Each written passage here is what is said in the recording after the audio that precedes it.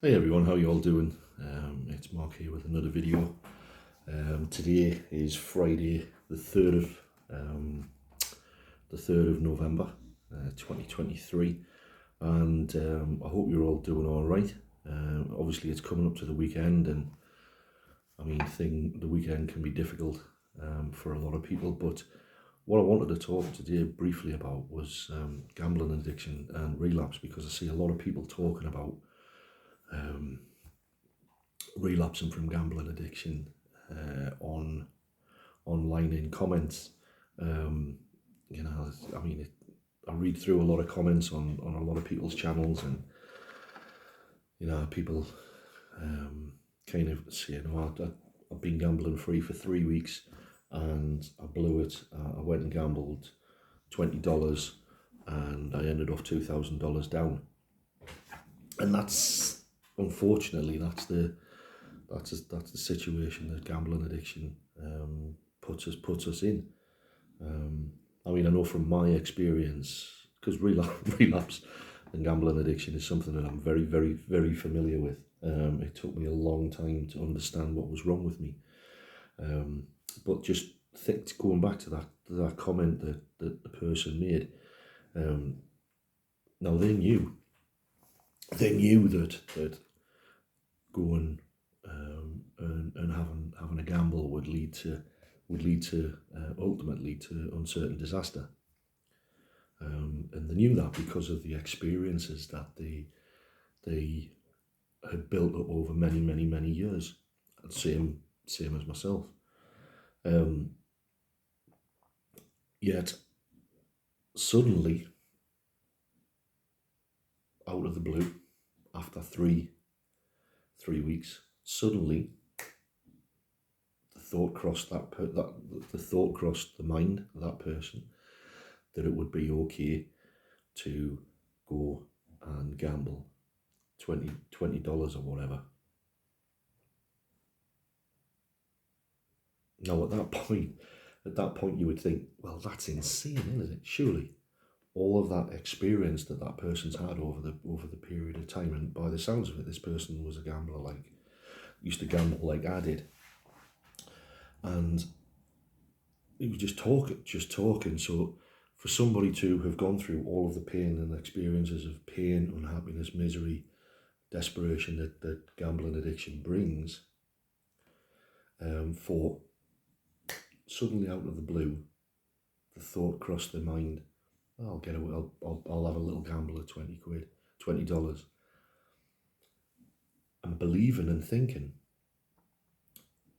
that they were going to be able to do it. Just go and have a gamble at $20 and walk away. That's just insane. It's insane, isn't it? And I mean, this is the thing. Any of you who live with gambling addiction will understand that it's just mental. I mean, I've had that experience time and time again, where suddenly, after a period of a couple of weeks or maybe a month, suddenly the thought will cross my mind. It's like this bloop, bloop, bloop, bloop, bloop. This thought just bubbles up within my mind, and I'm not even aware of it. I'm getting on with my day, and then suddenly, boo, the thought will cross my mind. You know what? I'll be okay if I just lose 15 quid. If I lose $15, I'll bet $20. If I lose $15, then that's fine.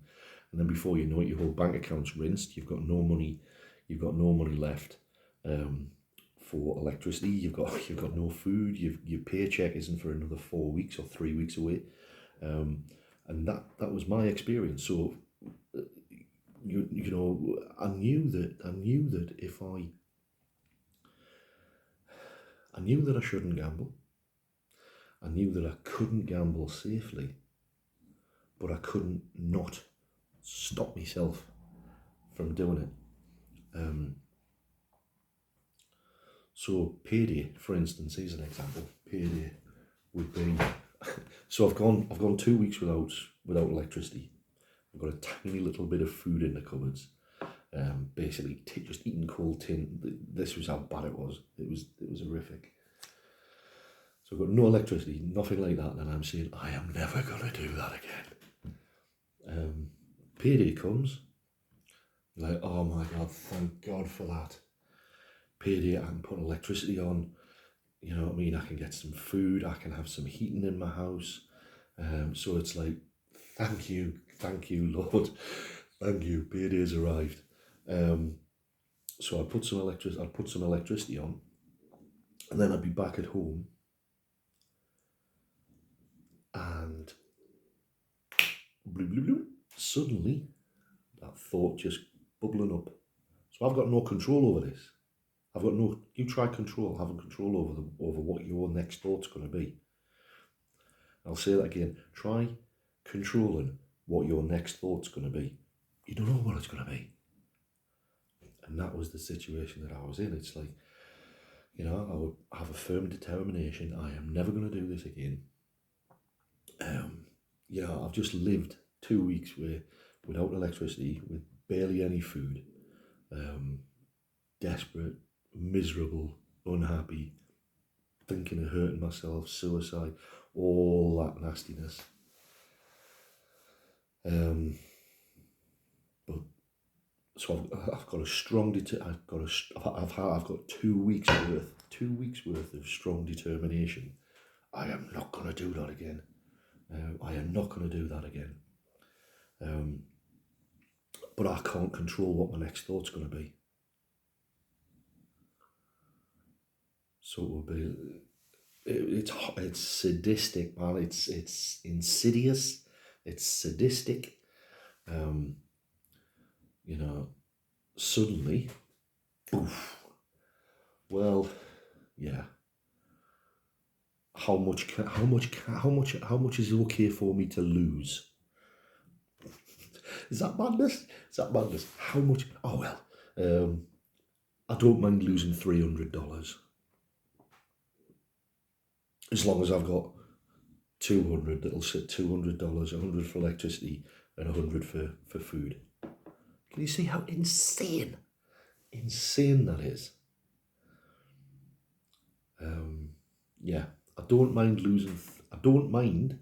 losing $300 as long as I've got $200, $100 for electricity and gas, and $100 for food.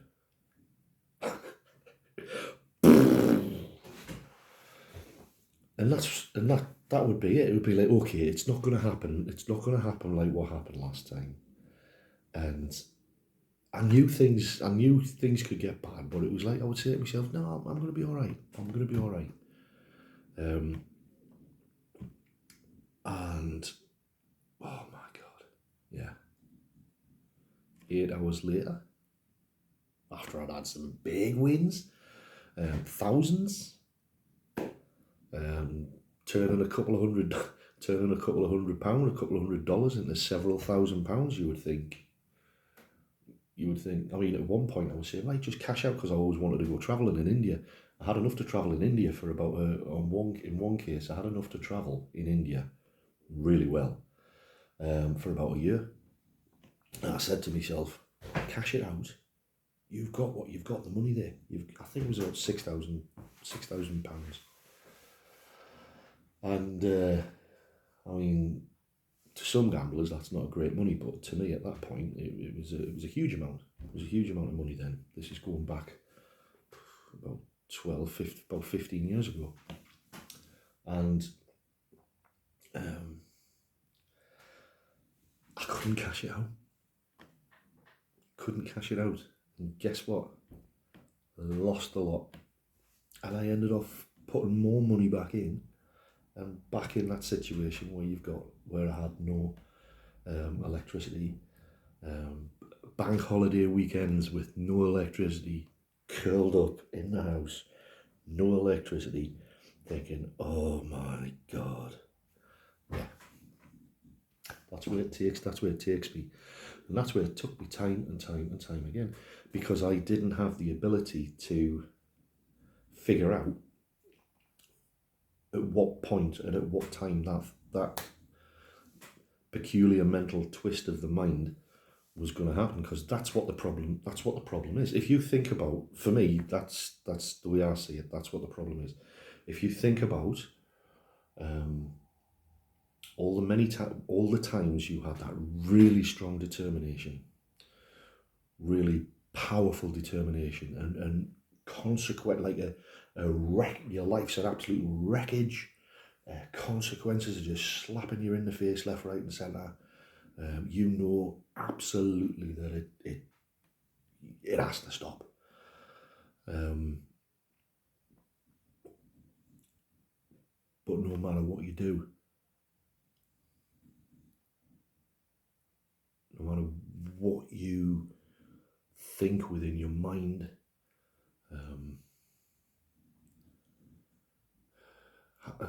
it just doesn't happen. You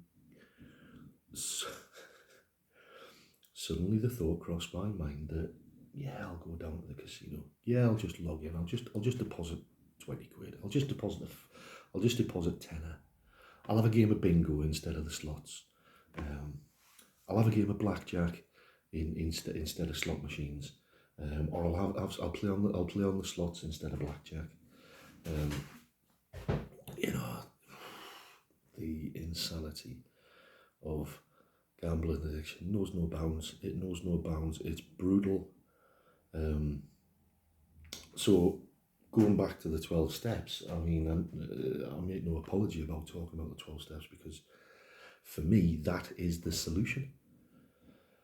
So the first step in 12-step recovery is we admitted we were powerless over the problem. So admitted we were powerless over gambling.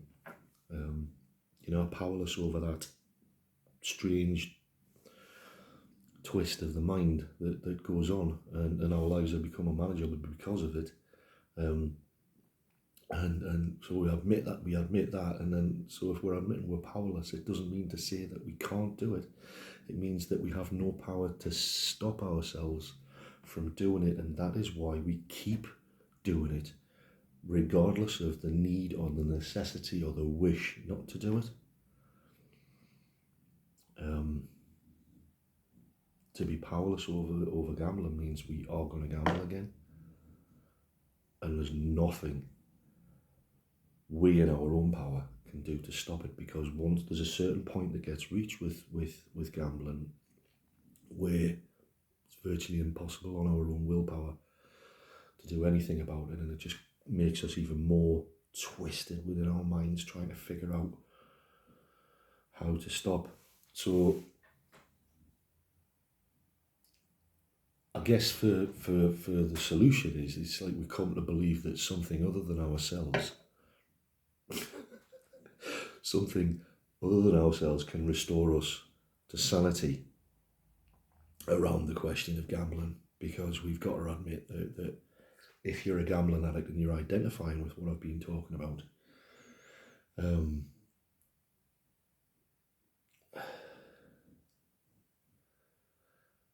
it's not sane normal behaviour. It's insane. It's insanity. It's a mental illness. It's a mental illness.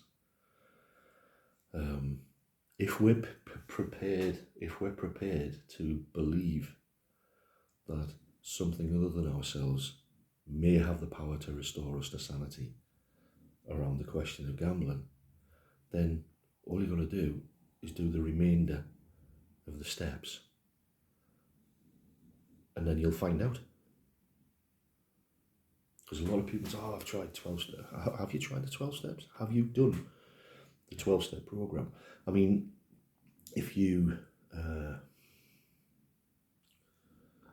pick up the basic text of Alcoholics Anonymous and look for identification, how did these old drunks, what was going on in their heads before they kept on going back and back and back? And it's like, you read their stories and it's like, I get it. They're just like me, but it's a different outward manifestation of something that's going on inside the head. But the thing is, these lot were hopeless cases. The first 100 people to go through that initial program of Alcoholics Anonymous, these were hopeless drunks. And if you really read it carefully, you get to know these guys. There was no hope for them.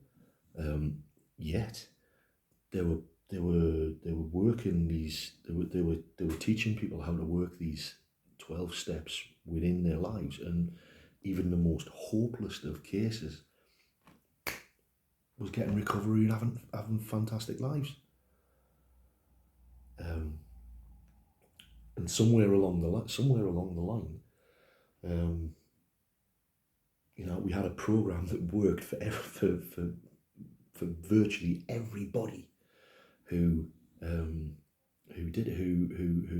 worked it.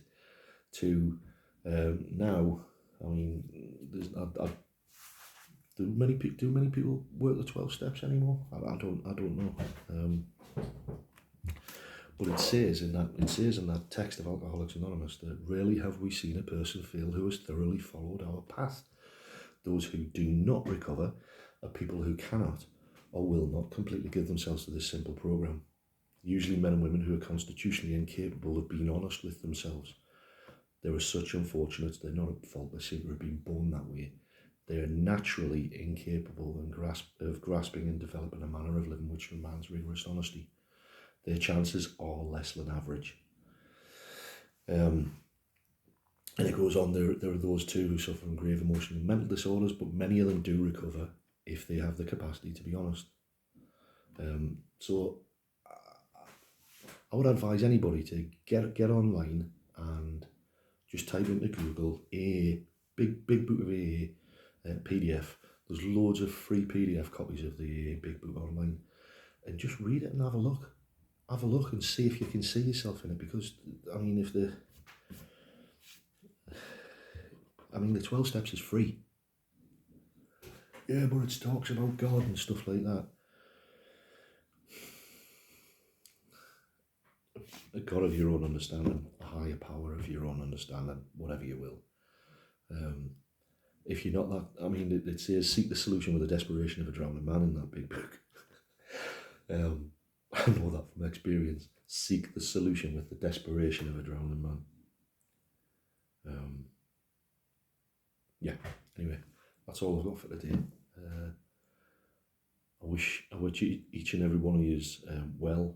I hope that this has been of some use to somebody. No, I'm not perfect. I'm not a counsellor. I'm not a therapist. I'm just an ordinary guy. I work on the railway. Yeah. But if you know anybody who may be able to benefit from these videos, please pass it on to them. Because all I'm trying to do is relay something that was given to me, because not everybody can afford treatment centres who basically are just working to try and convince you that you can't. It's bloody obvious you can't gamble if you're a gambling addict. The fact of the matter is you're going to gamble, whether you like it or not, if you're a gambling addict, and you need to find power from somewhere, because you've lost the power of choice if you're a gambling addict. Anyway, take care. Bye now.